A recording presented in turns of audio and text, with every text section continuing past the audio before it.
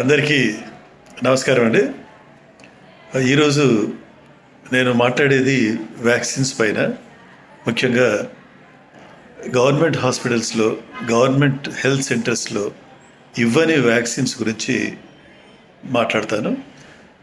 అందులో అదృష్టవశాత్తు మన రాష్ట్ర ప్రభుత్వం, కేంద్ర ప్రభుత్వం చాలా వరకు వ్యాక్సిన్స్ ఇస్తున్నారు. చాలా జబ్బులను కవర్ చేస్తున్నారు ఈ వ్యాక్సిన్స్ ద్వారా.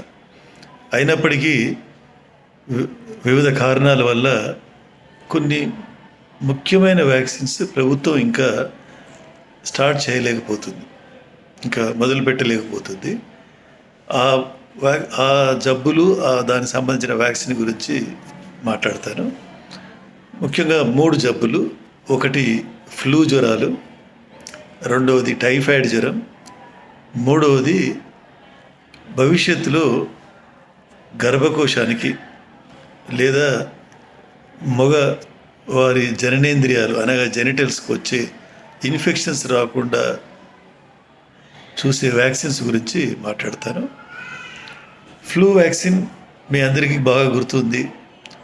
2009లో స్వైన్ ఫ్లూ అనే ఒక భయంకరమైన పాండమిక్ లెవెల్లో వచ్చింది.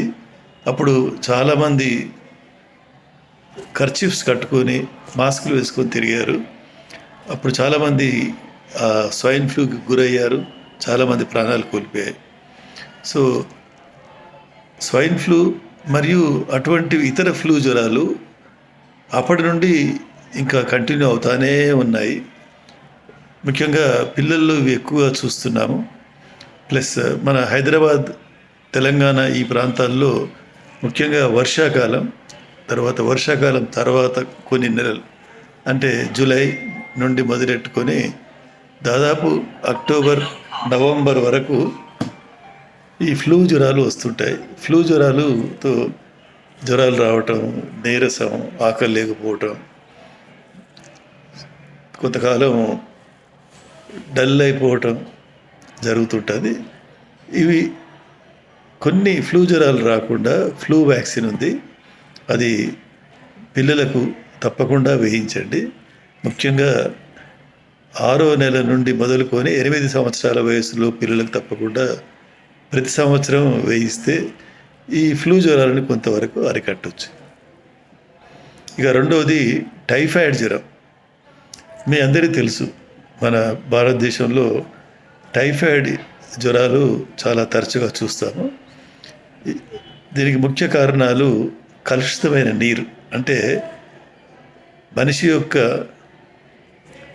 విసర్జన పదార్థాలు, అంటే ఫీకల్ మ్యాటర్తో కంటామినేట్ అయిన వాటర్ అది తాగటం వల్ల, లేదా ఈగలు, దుమ్ము, ధూళి పడిన ఆహారం పైన అటువంటి ఆహారం తీసుకోవటం వల్ల, లేక ఈ కలుషితమైన నీళ్లు, కలుషితమైన ఆహారం ద్వారా వచ్చే టైఫాయిడ్ జ్వరం రెగ్యులర్గా చూస్తూ ఉంటాము. అది కూడా సంవత్సరం పొడుగుతో చూస్తాము, కానీ కొన్ని సీజన్స్లో ఎక్కువగా చూస్తాం, ముఖ్యంగా వర్షాకాలం. సో టైఫాయిడ్ జ్వరం చాలామంది పిల్లలకు చాలా ఎక్కువగా చాలా రోజులు ఉంటుంది. తర్వాత కడుపులో ఇంటెస్టైన్స్ పైన చాలా ప్రభావం చూపిస్తుంది. చాలామంది పిల్లలు సీరియస్ అయ్యి, కొంతమంది పిల్లలు ప్రాణాలు కూడా కోల్పోయిన పరిస్థితి ఉన్నది. సో ఈ టైఫాయిడ్ జ్వరం రాకుండా కూడా వ్యాక్సిన్స్ వచ్చాయి. ఇది 6 నెలలు పైబడిన పిల్లలు అందరికీ ఈ టైఫాయిడ్ వ్యాక్సిన్ తప్పకుండా వేయించగలరు, వేయిస్తే మంచిది. ఇక మూడవది ముఖ్యమైనది హెచ్పివి వ్యాక్సిన్, అనగా హ్యూమన్ ప్యాపిల్లోమా వైరస్ వ్యాక్సిన్. ఏంటి ఇది అని అంటే, ఈ చాలామంది స్త్రీలు ఒక వయసు దాటాక, 45 సంవత్సరాల దాటాక గర్భకోశానికి క్యాన్సర్ వస్తుంటుంది, అంటే సర్విక్స్కు క్యాన్సర్ వస్తుంటుంది.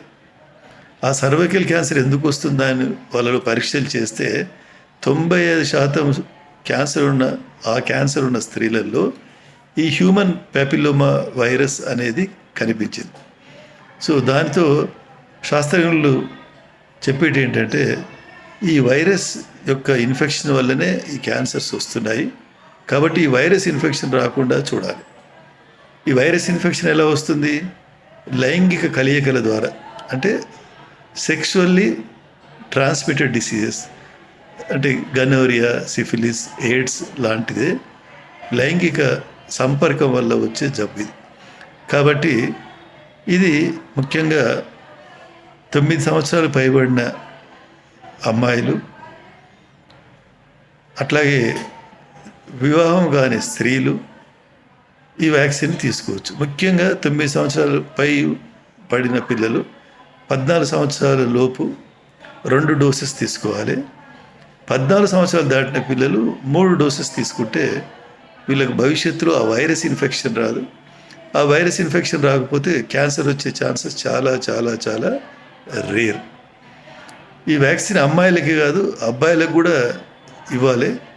ఎందుకు అంటున్నానంటే, ఈ వైరస్ అనేది అబ్బాయిల నుండి మగవాళ్ళ నుండి స్త్రీలకు సెక్షువల్ కాంటాక్ట్, లైంగిక సంపర్కం వల్ల వచ్చే వైరస్ ఇన్ఫెక్షన్. కాబట్టి ఈ వ్యాక్సిన్ కూడా 9 సంవత్సరాలు దాటిన మగపిల్లలకి ఇస్తే వాళ్ళకు భవిష్యత్తులో వైరస్ ఇన్ఫెక్షన్ రాదు. దానివల్ల వాళ్ళ పురుషాంగం పైన పులిపిర్లు, అల్సర్స్ అనే ఇన్ఫెక్షన్ రావు. అట్లాగే ఈ వైరస్ వాళ్ళ అర్ధాంగికి, స్త్రీకి పాస్ ఆన్ కాదు. కాబట్టి ఆ లేడీ ఆ క్యాన్సర్ బారి నుండి తప్పించుకుంటుంది. సో అట్లా ఈ 3 ఇంపార్టెంట్ వ్యాక్సిన్స్ చాలా ముఖ్యం. మీ పిల్లలందరికీ